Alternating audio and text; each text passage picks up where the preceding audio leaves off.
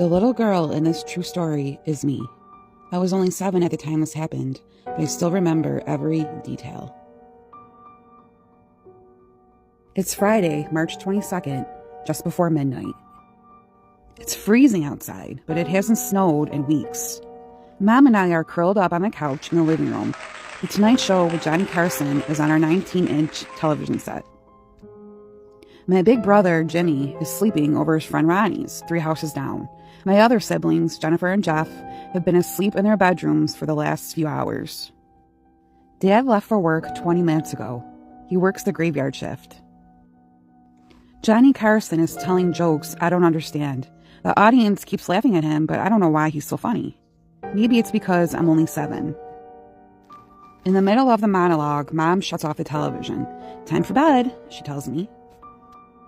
She turns off the lights and escorts me back to my bedroom. My raggedy pale yellow blanket is dragging behind me. I have had it since I was a baby, and I still can't sleep without it. Halfway down the hallway, the back doorbell rings. It isn't a typical ring. It's frantic and constant. Mom looks at me warily. "What on earth could that be?" she whispers. I shrug my shoulders. "Maybe it's your brother because he forgot something?" Mom asks. A gut feeling tells me it isn't him. "Mom, you wouldn't ring the doorbell like that," I whisper. Something is wrong. The doorbell stops ringing for a moment. It's just enough time for fear to gush through my body as loud, repetitive pounding on the door begins. Someone is outside of our back door. Someone who desperately wants to get in. The pounding on the door grows more aggressive while Mom runs to the window to try and see who the potential intruder is. By the time she arrives, the pounding stops and he is gone. It is silent for only seconds before the same persistent routine begins at the front door. The incessant ringing of the doorbell is followed by violent pounding. It's deafening me. In another attempt to see the person who wants to break into our home, Mom carefully peeks out the front window but has no luck. There is a tall bush next to the front door blocking her view, and she is unable to see anyone.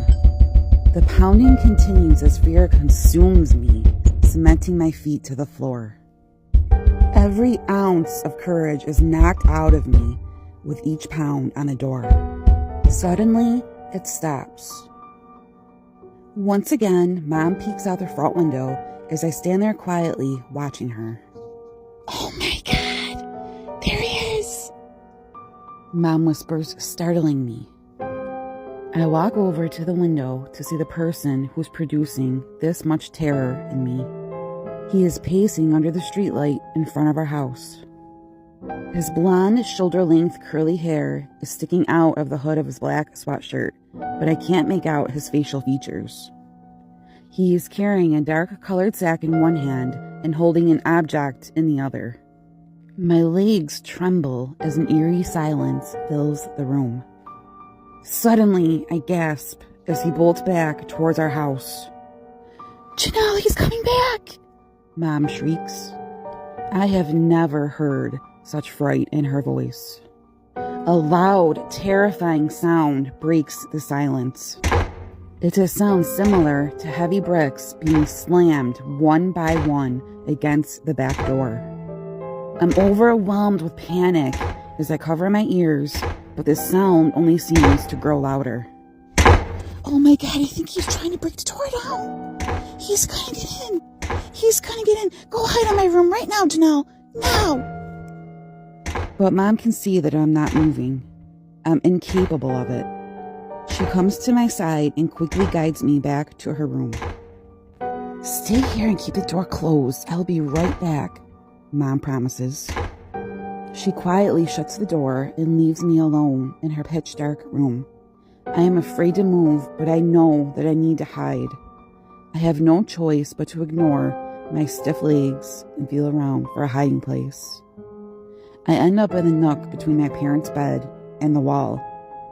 The moments I spend here alone in the dark, waiting for my mom's return, paralyze me. It had only been 5 minutes since this terror began, but it felt much longer. The bedroom door creaks open. My hands are sweating because I'm clutching my blanket so tightly. My only thought is that it's him. He hurt Mom, and I'm next. My breath escapes me as sweat beads form around my forehead. Just then, I hear Mom's voice. "Janelle, are you in here?" she whispers. A sigh of relief overcomes me. I gather myself and come out from hiding as Mom turns the light on. "I'm so sorry I left you in here, Janelle. I had to lock the kitchen door just in case he gets in," she tells me. She sits on the bed and dials 911. Her voice is shaking as she explains to the dispatcher that someone is trying to break in. "I thought it was my son playing a prank, but he would never terrorize us like this," she tells the dispatcher. After hanging up the phone, she leaves the room again to go check on my siblings, Jennifer and Jeff. I don't want to be left alone again, so I stand in my parents' doorway. I watch as Mom quietly shuts my baby brother Jeff's bedroom door. Then she goes to shut my 4-year-old sister Jennifer's bedroom door. Hanging on the doorknob is a red Minnie Mouse tote bag. My mom placed it there earlier to not disturb my sister as she slept. Quickly, she tries shoving the tote bag into the room in order to shut the door, but the handle gets caught on the doorknob. It causes the door to slam. "Damn it!" Mom didn't whisper that time. She screamed so loud that it almost echoed down the hallway. She lifts the tote bag off the doorknob, tosses it on the floor, and gently pushes me back into her room. "Janelle, you have to stay here. I have to go wait for the cops, okay? Close the door and lock it, and don't open it until I come back to get you," Mom tells me. "No, Mom, please don't leave me in here," I plead. "The police will be here soon, baby, okay? Close the door and lock it. I promise I'll come back for you," Mom tells me. I don't want to close the door, but I listen. I press my ear up against the door. It's very quiet now, unusually so, considering the last 5 minutes. I keep my ear pressed to the door, clueless as to what is happening on the other side of it. I wait in the bedroom for another agonizing 10 minutes. Suddenly, there is a faint knock at the bedroom door. "Janelle, it's Mom. Open up. The police are here," Mom tells me through the door. I open the door immediately and hug Mom tightly. Mom grabs my hand and we walk together to the front door. She quickly unlocks and opens it, and cold air seeps in, forming goosebumps on my skin. 3 policemen step in and Mom explains what happened. One of the policemen pulls out a book of mugshots for us to look through. I look over her shoulder as she flips through the pages. I don't recognize any of them, and neither does Mom, so she gives a description of the intruder. "Do you think he could have gotten into the house?" one of the policemen asks. "I don't know. The kitchen door was locked, but he may have gotten into the landing, and that leads to the basement," Mom tells him. "He could be hiding down there. We have to go check it out," the policeman suggests. He makes his way downstairs with another policeman. When they reach the basement, I hear things being shuffled around and muffled voices. The 3rd policeman goes to the back door to see the damage that was done. Mom and I sit on the couch together. I'm still shivering, so she pulls a blanket up over me. The cold isn't responsible for causing me to shiver so much anymore. Mom must know I'm still scared, so she pulls me closer to her and reassures me that we are safe. Moments later, the policemen walk back up the stairs. "There's no one down here. He's long gone," I overhear the policeman say. When the 3rd policeman comes back from examining the back door, he has an astonishing look on his face. The door is completely broken off the hinges. Pieces of it are all over your driveway. He had to have been using a crowbar or a sledgehammer for it to create that much damage. He got in the house, but for some reason he ran off. Something could have possibly spooked him.